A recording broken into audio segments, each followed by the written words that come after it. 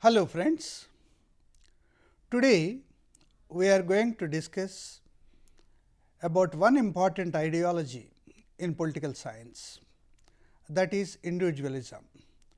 As we all know, there are certain ideologies that are very important in political science. Among them, Marxism, socialism, anarchism, fascism, Nazism and individualism. These are some of the important ideologies. These ideologies relate the individual with the state, how the state should be and how the individual is. So, this is how it establishes the position of the individual vis-a-vis the state. So, among these ideologies, today we are discussing about individualism. Individualism is an ideology that emphasizes more importance on individual's freedom, individual's rights, individual's life, liberty, equality and other things. So, this is how it is called as individualism. Individualism is also known as laissez-faire theory. Laissez-faire theory. In fact, the phrase laissez-faire is a French phrase. It means leave alone, leave the individual alone. Individualism is also known as the laissez-faire theory. In fact, a laissez-faire means leave the individual alone. That means let the individual enjoy the liberty, rights and others. Individual should not be touched. Individual should be left alone without interfering into the internal matters of the individual. This is called as leave the individual alone. Leave alone. Leave alone means leave the individual alone. In fact, this is the word derivated from a French phrase. In the French language, the phrase laissez-faire. Laissez-faire means leave the individual alone. Leave alone. So, what are the characteristics of individualism? What is all about the individualism? Individualism is a great philosophy of 17th, 18th and 19th centuries, and in 19th and 20th centuries it is followed by many states of European continent. This is how individualism has become an ideology of the state. So, individualism has certain important characteristics. Now, let us see what are the important characteristics of individualism. The first and foremost important character of the individualism is freedom of individual and rights. This is the first important feature. Individual should have maximum freedom. Individual should have maximum rights. How does an individual get his freedom? By enjoying his rights, individual gets his freedom. How are the rights given to the individual? Individual's rights are to be guaranteed by the Constitution. Every Constitution guarantees certain rights to the individual, and thereby individual enjoy these rights and get the freedom. It means the rights are the means and the freedom is the end. Freedom is the result. By enjoying the rights, the result is the freedom. Individual gets freedom. Freedom is also known as liberty. Liberty is a Latin word. Freedom is an English word. So, this is how one of the important characteristics of individualism is freedom of the individuals and rights. Every individual should have certain rights. He has political rights, economic rights, civil rights, cultural rights. Likewise, it has so many rights, legal rights. So, by enjoying these rights, individual gets his freedom. So, individualism is an ideology that emphasizes on maximum liberty, maximum freedom to the individual by way of rights. That means, this theory guarantees more rights and more freedoms to the individual. So, this is one of the important aspects of the individualism. The second important aspect of individualism is the state should have limited power. The state should not interfere into the matters of the individual. The state should have only minimum power, that is also called as the minimal state. They consider this as a state as a necessary evil. The individualism considers the state as a necessary evil. That means, state should have only limited powers. State should not interfere into the matters of the individual. Individual should be left alone. Individual should enjoy more freedom. Individual should enjoy more rights. The state and the government should not impose any restrictions on the individual. That is why limited state intervention. The powers of the state are limited. This is called as limited state intervention. The state need to have less powers and individuals should have more powers. Otherwise, the state, if they interfere in the individual matters, individual's freedom is reduced.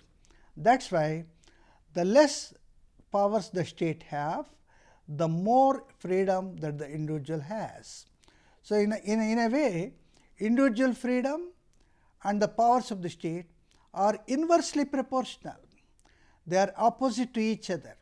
If the state has more powers, individual has less freedom. If the individual has more freedom, the state should have less powers. So, individualism as a philosophy emphasizes that individual should have maximum freedom and the state should have minimum powers. That is how the state should not interfere into the matters of the individual. The state should not interfere unnecessarily into the matters of the individual. That means, the state's powers are very limited. The state should have only limited powers and minimum powers. They are in the form of police functions. So, this is how the state is necessary, but it is an evil institution according to individualists.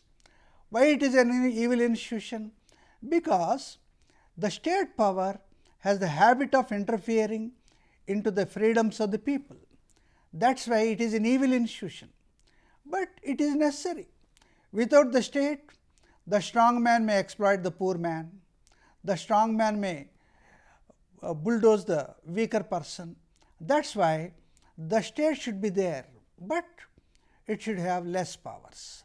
That is why individualism considered the state as a necessary evil. The state is a necessary evil. And the third important character of individualism is private property. It ensures the individual to have private property. Every individual, according to individualism, has talents, has intelligence, has capacities, has powers and skills. So, by using the skills, the individuals can maximize their property, they maximize their freedom and property. That is how it says private property is a must. Individual needs to have private property. The right to private property is an important condition in the theory of individualism. Individualism as a theory, it develops capitalism. That is why he insists that every individual need to have private property. Private property should be there for every individual, because property is the result of individual's hard work, individual's talents, individual's intelligence, individual's capacities, individual's skills. That is why private property should be allowed. So, the state that allows the private property and allows the individual maximum freedom is called as individualist state. So, individualism as a political ideology, it gives more power to the individual and more rights to the individual to acquire private property. So, this is another important aspect of individualism. And the fourth one is competition.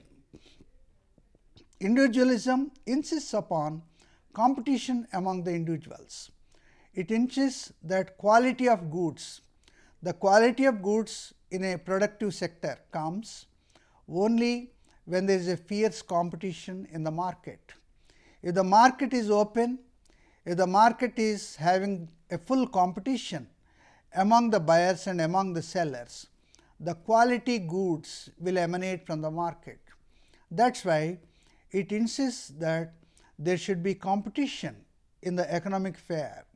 In the economic sphere, every individual should have private property, every individual should be allowed to have his skills, capacities, powers, intelligence, talents, and every individual need to compete with each other. Competition is the hallmark of individualism. Individualism insists that every individual need to compete with all others. In fact, there is a biological law that says survival of the fittest. Whoever is the fittest person, he only will survive. And struggle for existence. Every individual should struggle himself to exist. So, Herbert Spencer, a great philosopher who is also an advocate of individualism, who says that survival of the fittest and struggle for existence, these are the two philosophical ideas behind individualism. So, individualism insists upon the competition among the individuals. There should be fierce competition among the individuals. And the fifth one is rule of law.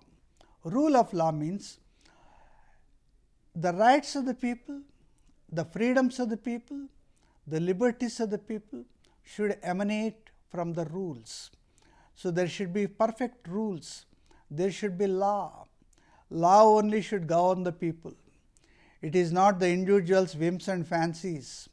It is not the ruler's choices. It is not the likes and dislikes of the rulers that guarantee the rights. It is only the written law that provides the rights to the people. So, this is called as rule of law. The administrator should strictly implement the laws. Through laws, individual gets their freedoms, individuals get their rights. So, this is called as the rule of law. So, friends, this is how the characteristics of individualism, there are so many characteristics, but these 5 characteristics are very important. The freedom of individual and rights, limited state intervention, that is also known as state is a necessary evil. The individualism considers the state as a necessary evil.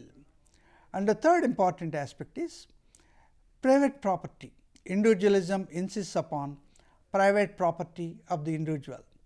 And fourth one is individualism encourages and it promotes competition among the producers, competition among the buyers, competition among the sellers, competition among the employers, competition among the employees. Likewise, everywhere in the society, individual is prosperous only by making competition, a fierce competition with his fellow men. This is called as competition. So, competition is the hallmark of individualism. And fifthly, rule of law. Rule of law is an important aspect of individualism. Individualism insists that it is only the law that should govern the people. It is not the ruler, it is not the likes and dislikes of the ruler that should rule the people, but it is the written law, it is the written constitution that should rule the people. Because if the ruler rules the people, he may rule the country with his likes and dislikes. He may impose some fines, he may impose some punishments, he may curtail the liberties of the people, he may reduce the rights of the people. That is why rulers should have less powers and law should have more powers. That is why rule of law is an important aspect of the individualism. Now, let us see who are the philosophers who propagated this theory of individualism. We have the 17th century philosopher called John Locke is a great philosopher who propagated the theory of natural rights. He was a strong advocate of individualism. Secondly, John Stuart Mill, he is also popularly known as J.S. Mill. He is also another important philosopher who propagated the theory of individualism. And there is an economic philosopher called Adam Smith. Adam Smith, Ricardo, Thomas Malthus. So, these are the economic philosophers. They have advocated the theory of individualism. So, individualism as a great theory is propagated by many philosophers, among them John Locke, John Stuart Mill, Herbert Spencer, Adam Smith, Ricardo, Thomas Malthus are some of the important philosophers. In fact, John Locke is a great philosopher of 17th and 18th centuries who have come out with an idea of natural rights. According to John Locke, every individual is endowed with three important natural rights: a right to life, a right to liberty, a right to property. These three rights are very natural. By virtue of individual's birth, every individual gets these three rights. So, no power in the universe can separate the individual and his natural rights. As long as the individual is alive, from cradle to grave, individual should be endowed with these three natural rights. This is called as natural rights theory. This natural rights theory is a part of the individualist theory. Individualism emphasizes on more rights to the people, more freedoms to the people, because individual has more capacities, more powers, more skills, more talents, more intelligence. That is why individual need to have more rights. So, John Locke is one philosopher who propagated the idea of natural rights theory, and he is also an advocate of individualism. And second one is John Stuart Mill. John Stuart Mill has particularly emphasized where to interfere and where not to interfere in the affairs of the individual by the state. According to John Stuart Mill, the state can interfere only the other regarding actions of the individual. Individual self regarding actions, the state should not interfere. Individual is sovereign. But when other regarding actions of the individual, the state can interfere. So, this is how John Stuart Mill is another important philosopher who propagated the theory of individualism. And the third one is Adam Smith. Adam Smith is an important philosopher who propagated the theory of individualism, and he emphasized on economic individualism. In economic individualism, he emphasized on capitalism, he emphasized on private property and competition, free competition in the society. So, this is how the philosophers who propagated the theory of individualism include John Locke, John Stuart Mill, Adam Smith and many others. And now, let us see what are the functions of state according to individualism. According to individualism, the state should only perform the police functions. What are the police functions? Police functions means the state should provide security to the people, defense to the country, it should defend the borders of the country, it should provide security to the people. So, these are called as the police functions. Secondly, individual should be given more freedom and more rights. The state should provide more rights, more freedom to the individual. So, the rights of the people and freedoms of the people are to be guaranteed by the government, by the state. The state should provide maximum freedom, maximum rights, and the state should have minimum powers. In fact, the individual liberty and state power are inversely proportional. If one is higher, the other one is lower. Individual freedom is higher and the power of the state is lower. That is why individualism says protection of freedoms and rights of the individuals is the main function of the state. This is the second important function of the state. And thirdly, the state should provide justice to the people, particularly in the case of deceit of contract. There are so many contracts among the people. People may have so many agreements among themselves in all the social matters, in all the economic matters. People may have so many agreements within themselves. So, one should not deceive the other people. Deceit is a negative way of dealing human affairs. That is why the government should protect the people who are deceived. So, the government should provide justice in the case of deceit.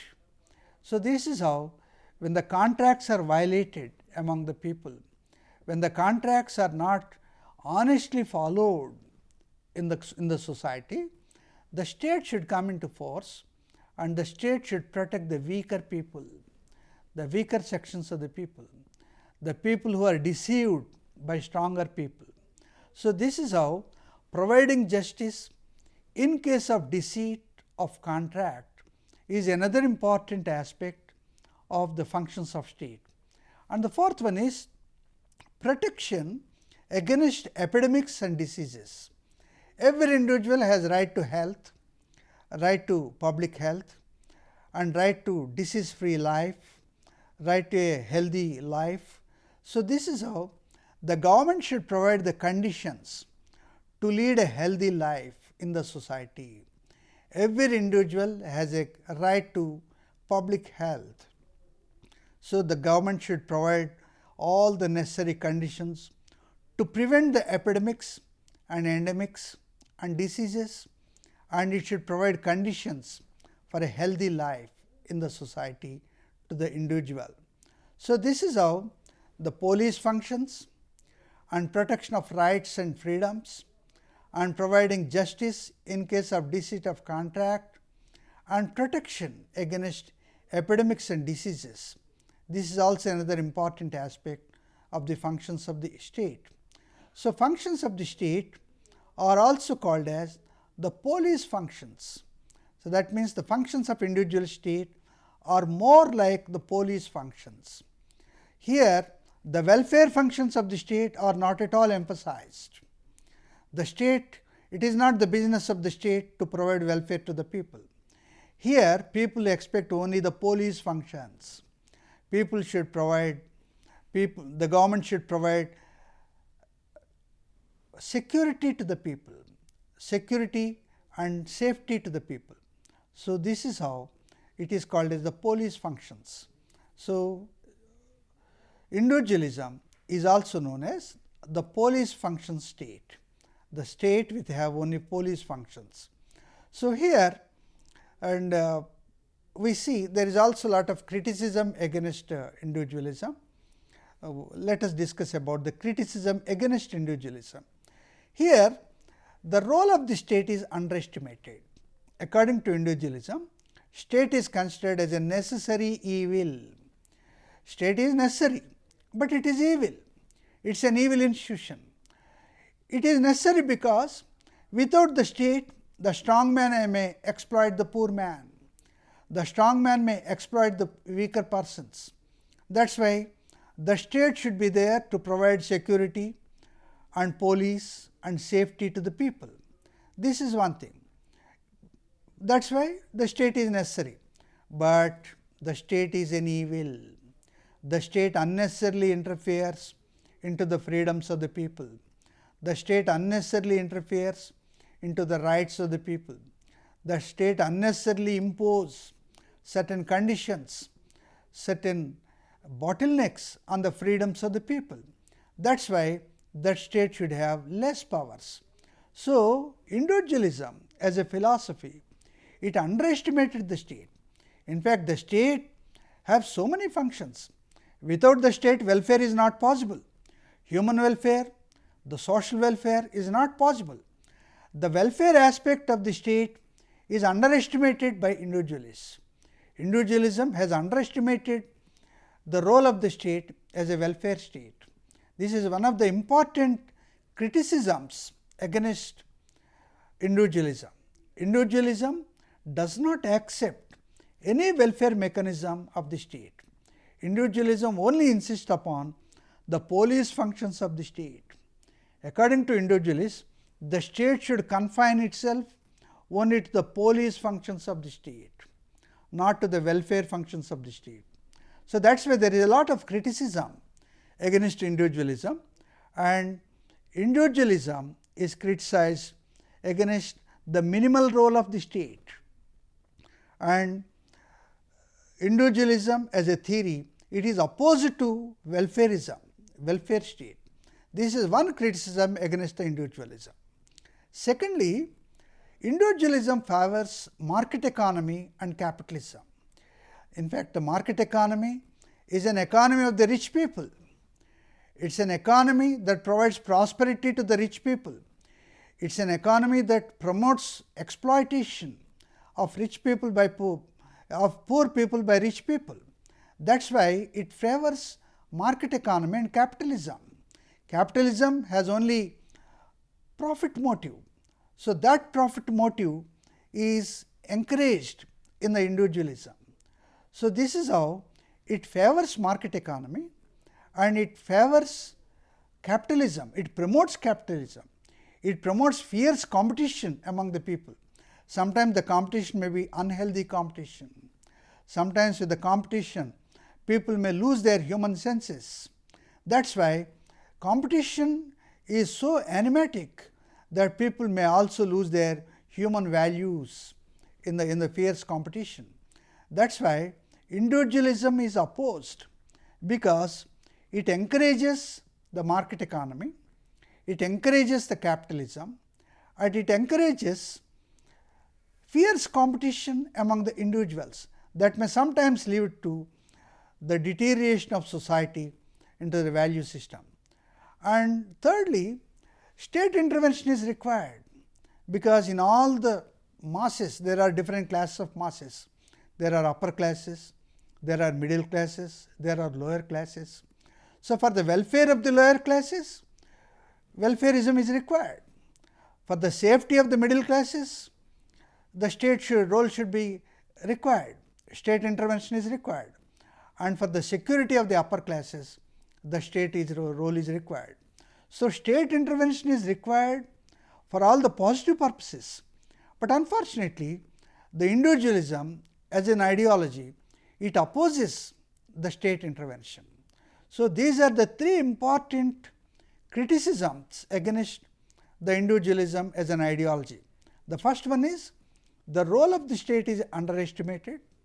Secondly, it favors the market economy and capitalism. And thirdly, it does not approve the state intervention. In fact, the state intervention is very much required for the growth of an individual. All people are not equal. So, that is why the people who are unfit, the people who are unhelpful need to be given a helping hand. So, individualism opposite to state intervention. So, as an ideology of political theory, individualism is a great ideology, and individualism is an ideology of the upper classes, particularly the middle classes of 16th, 17th and 18th centuries and 19th century. So, friends, this is all about individualism. Thank you.